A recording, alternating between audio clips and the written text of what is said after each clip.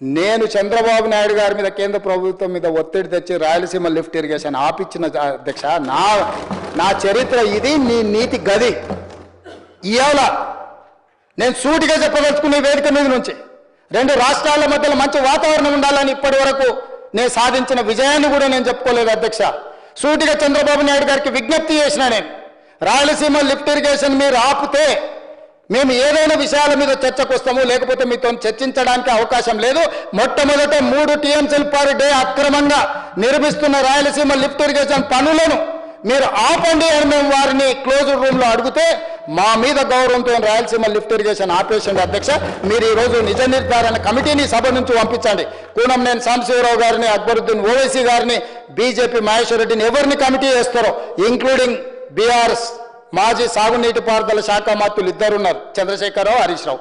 వాళ్ళిద్దరు నాయకత్వాన్ని ఎవరినో ఒకరిని పెట్టి రాయలసీమ లిఫ్ట్ ఇరిగేషన్ పనులు ఆగినాయా లేదా, ఉత్తమ్ కుమార్ రెడ్డి గారు మంత్రి అయిన తర్వాత కాంగ్రెస్ అధికారంలోకి వచ్చిన తర్వాత ఆగిన వాళ్ళ నిజ నిర్ధారణ కమిటీ పంపించండి అధ్యక్ష.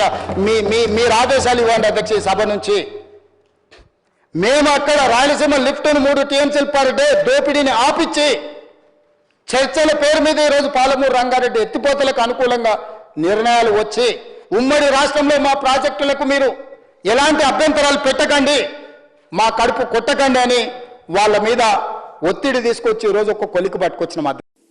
రాయలసీమ లిఫ్ట్ ఇరిగేషన్ పనులను ఆపేయాలి అని అంటూ ఏకంగా తెలంగాణ ముఖ్యమంత్రి గారు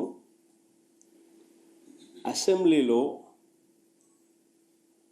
క్లోజ్ డోర్ మీటింగ్లో తాను అడిగానని, తన మీద గౌరవంతో చంద్రబాబు గారు ప్రాజెక్టును ఆపేశారు అని ఏకంగా తెలంగాణ ముఖ్యమంత్రి తెలంగాణ నిండు అసెంబ్లీ సభలో వాళ్ళ రిలేషన్షిప్ గురించి, చంద్రబాబు నాయుడు గారు రాష్ట్రాన్ని ఎలా అమ్మకానికి పెట్టారు అన్న వాస్తవాల గురించి ఏకంగా రేవంత్ రెడ్డి గారు అన్న మాటలు నిజంగా ఇది చూసిన తర్వాత ఒకసారిగా రాష్ట్ర ప్రజలకు అందరికీ కూడా, రైతన్నలందరికీ కూడా, మరీ ముఖ్యంగా రాయలసీమ,